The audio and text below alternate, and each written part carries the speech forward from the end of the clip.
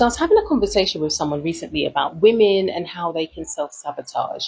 And especially when it comes to being in relationships, to self-sabotage on their goals and their dreams and be making so much progress and then stop. And it made me think of a revelation that I came about in the probation service. So let's have a chat. So I worked in the criminal justice system for just over 25 years. 19 of those were in the probation service, and I had a few women on my caseload over the years. So I started off holding cases as a probation service officer, then as a probation officer, and then I moved on to be a manager where I would be managing probation officers who would be holding such cases. And one of the things that I noticed when it came to the women on my caseload, men and women offend very differently and for different reasons. That's a very different topic. But for the women who were making strides, who appeared really motivated, and of course, motivation can change. Some people are going to appear motivated and they're not, but I'm speaking about the women who were really motivated,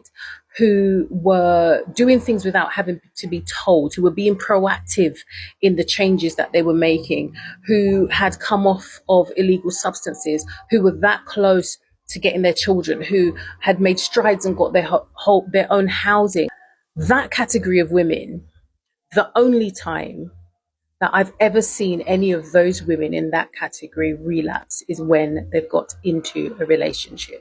So there's nothing wrong with the relationship in itself. Obviously, there would be, the person that they decided to get into a relationship with would have brought with them bad habits that the woman was trying to get away from, and that's a whole other thing. The problem is the choices, or are the choices, that women make when they get into relationships. And I say the problem is in the choices because for many women, they have been socialized, and I call it prescriptions.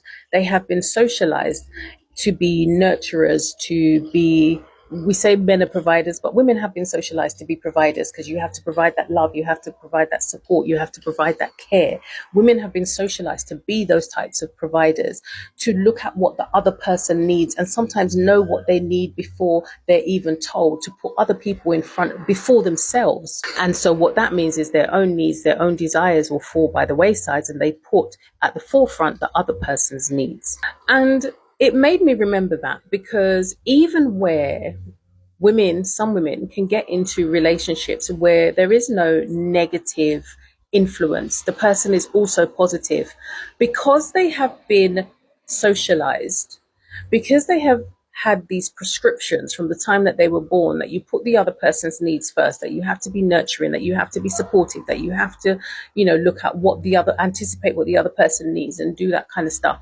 Because of that, where a woman has her own goals and her own dreams, it's easy to be sidetracked and to lose focus on what she wants and put the other person's needs before. And so that means that her goals, her dreams goes to the sidelines. And for many men and many women, we're different in how we work.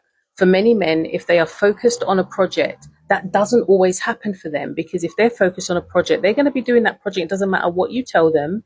They are going to stay on that one project until completion. Even if it's playing a video game, you can come try and distract them. It ain't going to be happening. For many women, if they are working from that mindset of what does the other person need, if there is a distraction of I need whatever, they're going to drop whatever it is they're doing and they're going to run off and start seeking the needs of other people. And this is where I say that the choices that women make in relationships can either feed or starve their dreams and their goals. So be mindful of the choices that you make when you are in or going into relationships.